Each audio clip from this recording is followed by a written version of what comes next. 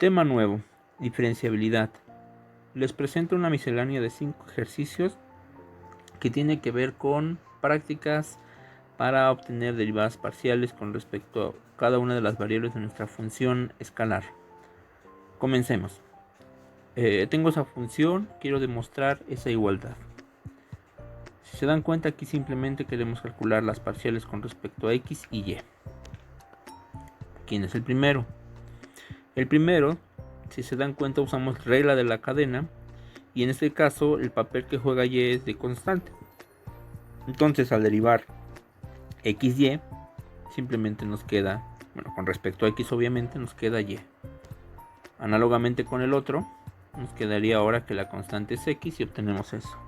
Multiplicamos con su respectiva x y en cada término y obtenemos eso. Entonces, esto no estuvo tan complicado, fue muy sencillo. Siguiente, queremos calcular el gradiente de la función que tenemos ahí. Recuerden que las entradas de la función gradiente es un campo vectorial. Este nos va a dar como entradas las derivadas parciales con respecto a cada variable. En este caso sería x, y z. Entonces, ¿qué hacemos? Obtenemos la derivada parcial de cada uno. Si se dan cuenta, la derivada parcial de f con respecto a x, todo lo demás juega un papel de constante. Este es constante, la z es constante y la coseno de y también es constante, y al derivar e a la x simplemente nos queda lo mismo.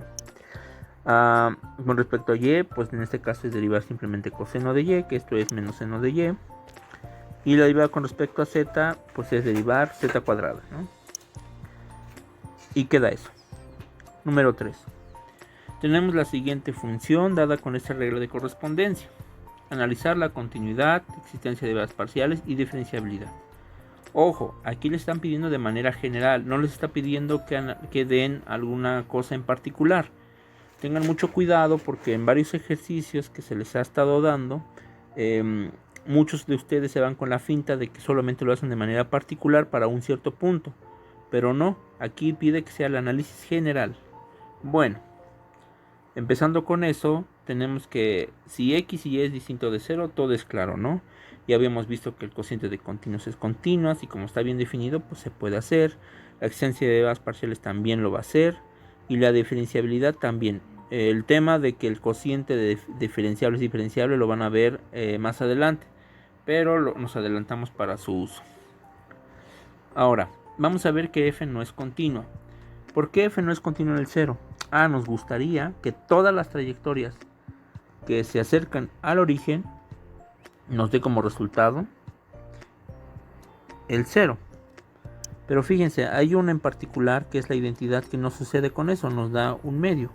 Entonces, como encontramos una trayectoria que no es el cuyo límite no es el 0, por lo tanto, no es el 0, perdón, entonces la función no es continua.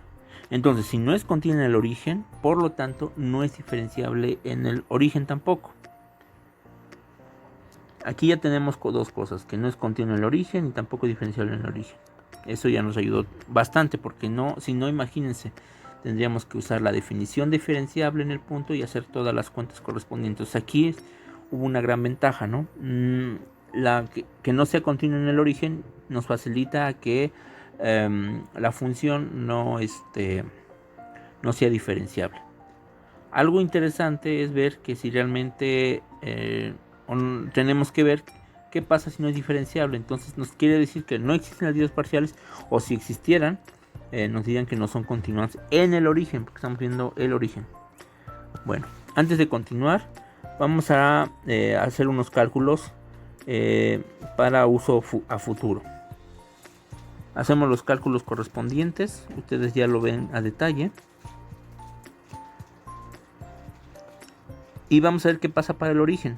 Fíjense, para el origen no hay que hacer como lo que hicimos anteriormente. En este caso, la única forma de analizarlo es usando la definición del límite de la derivada parcial con respecto a cada una de las variables. En este caso, tendríamos 0. Aquí hubo un error de dedo, aquí es y. Aquí sería y. Y ocurre lo mismo. Vean ustedes con calma, obtenemos eso. Entonces ya podemos definir a la parcial de f con respecto a x cuando no es el origen y cuando es el origen. ¿Cómo? Como sigue. Y de hecho, lo que estamos viendo es que realmente sí existen las derivadas parciales de f y de y en todos los puntos. Al inicio dijimos que existen cuando no es el origen, y con lo anterior ya dijimos que en el origen también existe. Entonces se puede decir que ya hicimos el análisis completo para las derivadas parciales de la función original. Bueno, ahora queremos ver si ambas o alguno de ellos no son continuas. ¿Cómo le hacemos? Pues muy sencillo, vamos a dar trayectorias que pasen por el origen y ver que estas tienen que coincidir con esta o este. Analicemos primero esta. Tomo una trayectoria, es decir, el eje Y. Al tomar el eje Y, si se dan cuenta, obtenemos ese límite y ese límite no existe. Si analizamos ahora el otro lado, ahora tomamos el eje X y nos damos cuenta que tampoco existe. Ahora es decir, encontramos dos trayectorias tales que no coinciden con al regular límite, no coinciden con el origen, y por lo tanto las derivadas parciales no son continuas en el origen. Entonces aquí está algo interesante, porque hay un resultado que ustedes vieron donde dice: si existen las derivadas parciales y son continuas, entonces es diferenciable.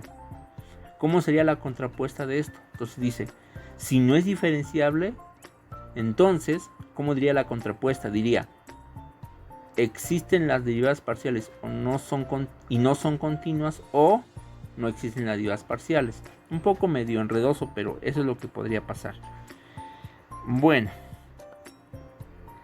entonces este ejercicio es muy interesante. Les pido que lo vean con mucho cuidado, ya que en tareas próximas van a hacer algo semejante, un análisis general de ese tipo de cosas. Siguiente, tenemos esa función, quiero verificar esa igualdad. Nuevamente hay que derivar, pues derivamos. La parcial con respecto a x, recuerden, todo lo demás es constante, obtengo ese resultado. La parcial con respecto a y, obtengo ese resultado. Ahora lo que vamos a hacer, pues lo típico, ¿no? Multiplico por x y por y. Si se dan cuenta, al multiplicar por x obtenemos ese resultado.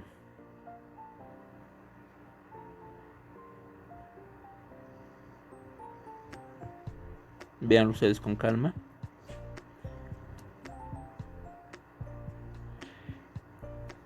Asociamos términos y después simplificamos o factorizamos un 6 y voilà. ¿Qué tenemos? Tenemos que esto es f y terminamos. Entonces simplemente hay que tener mucho cuidado al sacar las derivadas parciales. Y finalmente el 5. Tenemos una función de Rn a R definida como sigue. Es decir, el primer término de nuestro sumando dice es la primera entrada entre la segunda entrada. El segundo término sería la segunda entrada de la tercera entrada, y así sucesivamente. Nos piden demostrar que si sumamos todas las derivadas parciales y las multiplicamos con su respectiva variable, al sumarlos nos da 0. Veamos qué sucede. Calculemos las derivadas parciales. Vamos a hacer con algunos y después generalizamos. La primera dice: voy a derivar con respecto a la primera variable. Si se dan cuenta, aquí todos estos, todo lo que sigue aquí, acá, todo esto se anula. Lo único que nos queda es este. Y la derivada de eso con respecto a x1, como el papel de x2 juega como constante, simplemente me queda esto. Muy sencillo. Veamos el segundo. Aquí ya cambia un poco. ¿Por qué? Pues en este caso va a sobrevivir este y va a sobrevivir este. Todo lo demás se anula. No va a estar lo demás. Todo lo demás se va a anular y simplemente nos quedamos con estos dos. Pero fíjense, al derivar este primer término de la suma, nos quedaría esto, y el segundo, pues como está jugando otra vez el papel x3 como constante, nos quedaría así. Como que ya no se ve muy claro qué va a pasar después. Bueno, pues tratemos de hacerlo de manera general. De manera general, ¿cómo nos quedaría? Pues como sigue, ¿no? Es decir, todas se eliminan, excepto dos, ¿no? ¿Y qué no son esos dos? si se dan cuenta, vean la regla de correspondencia que tenemos aquí, ¿cómo sería? Dice, si aquí era un 2, el numerador es un 1. Ah, perfecto. Entonces, si aquí empieza con i menos 1, sería i menos 2. ¿Qué dice? Por ejemplo, aquí sería un cuadrado con el índice 2, porque aquí era 2. Ah, entonces aquí sería el índice i menos 1, sería el cuadrado con i menos 1, es algún signo. ¿Y qué más? Y el último dice, ah, pues este sería x3. ¿Cómo lo obtuvimos? Ah, lo obtuvimos sumándole un 1. ¿Quién era el anterior de aquí? Pues es i menos 1. El subsecuente sería i. Ah, perfecto. ¿Y qué pasa con el último? El último, pues ¿quién sería? Pues en el último, si se dan cuenta, todos estos se anulan y nomás sobrevive este. ¿Y cuánto es la derivada de eso? Pues aquí la tenemos. Ok, una vez dicho eso, ahora vamos con lo que sigue. Vamos a multiplicar a cada una de las derivadas parciales con su respectiva variable. Bueno, el primero, ¿quién sería? Fíjense, el primero es este. Y multiplico por x1, pues tengo eso. El segundo, si se dan cuenta, a la hora de multiplicar x2 a esto, se baja una potencia y el 1 quedaría multiplicado por x2 y obtengo esto, ¿no? Y así. Ya lo generalizamos y obtenemos eso. Y el último que nos quedaría, pues es analizar este y multiplicarlo por un xn. Si se dan cuenta, lo único que hacemos es quitar una potencia. ¿Y qué hacemos? Pues sumamos simplemente. Pero fíjense, a la hora de sumar los que tenemos, ¿quién sería el siguiente? En ese término se elimina con ese. Adiós y adiós, ¿no? ¿Quién sería el siguiente? Este.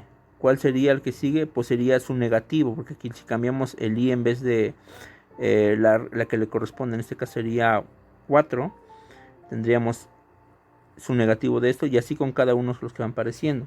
Ahora, en la parte final, si se dan cuenta, también se va a anular este con este, porque en este caso i vale n y este con este es negativo y este es positivo, entonces se anulan. Es decir, todo esto nos da 0.